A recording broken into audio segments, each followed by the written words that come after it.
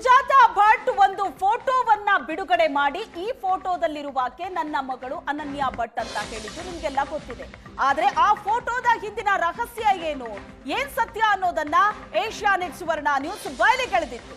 ಈಗ ಮತ್ತೆ ಸುಜಾತಾ ಭಟ್ ಹೇಳ್ತಾ ಇರೋದು ಆ ಫೋಟೋ ನನ್ನ ಮಗಳದ್ದೇ ಅಂತ. ಅನನ್ಯಾ ಭಟ್ ನನ್ನ ಮಗಳೇ ಅಂತ ಸುಜಾತಾ ಭಟ್ ಮತ್ತೆ ಹೇಳಿಕೆಯನ್ನ ಕೊಟ್ಟಿದ್ದಾರೆ.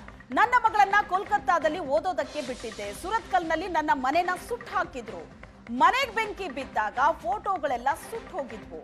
ನನ್ನ ಮಗಳನ್ನ ಜುಲೈ 8ರಂದು ಅಡ್ಮಿಷನ್ ಮಾಡಿದ್ದೆ. ನನ್ನ ಮಗಳು ಅನನ್ಯಾ ಭಟ್ ಮೆರಿಟ್ ಸ್ಟೂಡೆಂಟ್ ಅಂತ ಹೇಳಿಕೆ ಕೊಟ್ಟಿರೋದು ಸುಜಾತಾ ಭಟ್. 7 ವರ್ಷ ಅಂದ್ರೆ 83 ಹುಟ್ಟಿದ್ದಾರೆ. 7ನೇ ಕ್ಲಾಸ್ ಓದಬೇಕು ಅಂದ್ರೆ 13 ವರ್ಷ ಆಗಿರ್ಬೇಕು. ಅಂದ್ರೆ ಅಟ್ಲೀಸ್ಟ್ 95-96 ಸುಮಾರು ಕರ್ಕೊಂಡು 95-96 ಸುಮಾರಲ್ಲಿ ನೀವು ಪ್ರಭಾಕರ್ ಬಾಳಿಗ ಜೊತೆ ರಿಪ್ಪನ್ಪೇಟೆಯಲ್ಲಿ ನಮಗೆ ಮಕ್ಕಳೇ ಇಲ್ಲ, ನಾವು ದಂಪತಿ ಅಂತ ಇದ್ದೀರಿ. ಹೌದು, ಅದನ್ನ ಯಾತಕ್ಕೆ ಹೇಳ್ತಾ ಇದ್ದೀನಿ ಅಂದ್ರೆ ನನಗೆ ಮಕ್ಕಳೇ ಇಲ್ಲ ಅಂತ ಹೇಳ್ತಾ ಇದ್ದೀನಿ. ಯಾಕೆ ಅಂತ ಹೇಳಿದ್ರೆ ಅವಳನ್ನ ಬೇರೆ ಕಡೆ ಶೇಟು ಮನೆಯಲ್ಲಿ ನಾನು ಓದಿಸ್ಲಿಕ್ಕೆ ಬಿಟ್ಟಿದ್ದೆ. ಅಲ್ಲಿ ನಾನು ಪ್ರಭಾಕರ್ ತಾಯಿ. ಯಾವ ಊರಿನ ಶೇಟು ಅವರು? ಅವ್ರು ಕಲ್ಕತ್ತಾ. ನಿಮ್ಗೂ ಸೇಟುಗೆ ಹೇಗೆ ಪರಿಚಯ? ಕೋಲ್ಕತ್ತಾ, ಯಾಕಂದ್ರೆ ನೀವು ಬೆಂಗಳೂರಿನವರು, ಅವರು ಕೋಲ್ಕತ್ತಾದಲ್ಲಿ. ಒಂದು ನಿಮಿಷ, ಅವರು ಮಂಗಳೂರಲ್ಲಿ ಬಿಸ್ನೆಸ್ ಮಾಡಕ್ಕೆ ಬಂದಿದ್ರು ಮಂಗಳೂರಿಗೆ. ಆಯ್ತಾ, ನನ್ನ ಫ್ರೆಂಡ್ ಒಬ್ರು ಉಡುಪಿಯವರು ಅವರನ್ನ ಅಪ್ರೋಚ್ ಮಾಡಿದ್ರು, ಅವ್ರ ಮನೆಯಲ್ಲಿ ಅಡಿಗೆ ಮಾಡ್ಕೊಂಡು ನೋಡ್ಕೊಳ್ಳಕ್ಕೆ.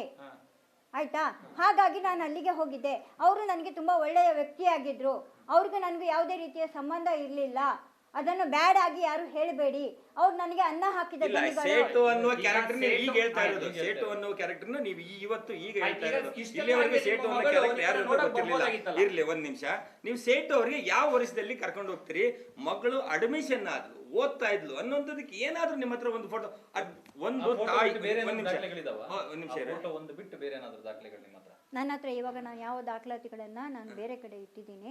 ಸದ್ಯಕ್ಕೆ ನಾನು ಮೀಡಿಯಾದ ಮುಂದೆ ನಾನು ಯಾವ ದಾಖಲಾತಿಗಳನ್ನು ನಾನು ಕೊಡೋದಿಲ್ಲ. ನಾನು ಎಲ್ಲಿಗೆ ಕೊಡಬೇಕೋ ನಾನು ಕೇಳ್ತಾ ಇರೋದು ನನ್ನ ಮಗಳ ಅಸ್ಥಿ ಸಿಕ್ಕಿದರೆ DNA ಮಾಡಿ ನನ್ನ ಮಗಳ ಅಸ್ಥಿಯನ್ನು DNA ಮ್ಯಾಚ್ ಆದರೆ ನನ್ನ ಮಗಳ ಅಸ್ಥಿಯನ್ನು ಕೊಡಿ ಅಂತ ನಾನು ಕೇಳಿರೋದು. ಅರ್ಥ ಆಯ್ತಾ? ಇದರ ಮುಂದೆ ನಾನು ಯಾರನ್ನು ಇಲ್ಲಿ ನನ್ನ ಮಗಳ ಸನಾತನ ಹಿಂದೂ ಸಂಪ್ರದಾಯದ ಪ್ರಕಾರ ಅವಳನ್ನು ಏನು ಇದು ಮಾಡಬೇಕು ಅದನ್ನ ಮಾಡೋಣ ಅನ್ನೋ ಒಂದು ಆಸೆಯಿಂದ. ಅನಾಮಧೇಯ ವ್ಯಕ್ತಿ ಬಂದಿದ್ದ ನಾನು ಮಾಧ್ಯಮದಲ್ಲಿ ನೋಡಿದೆ. ಇನ್ನೊಂದು ಪ್ರಶ್ನೆ ಮೇಡಮ್, ನೀವು ನಾನು ಸಿಬಿಐಯಲ್ಲಿ ಕೆಲಸ ಮಾಡಿದ್ದೀನಿ ಅಂತ ಹೊರಗುತ್ತಿಗೆ ಆಧಾರದ ಮೇಲೆ ಸಿಬಿಐದಲ್ಲಿ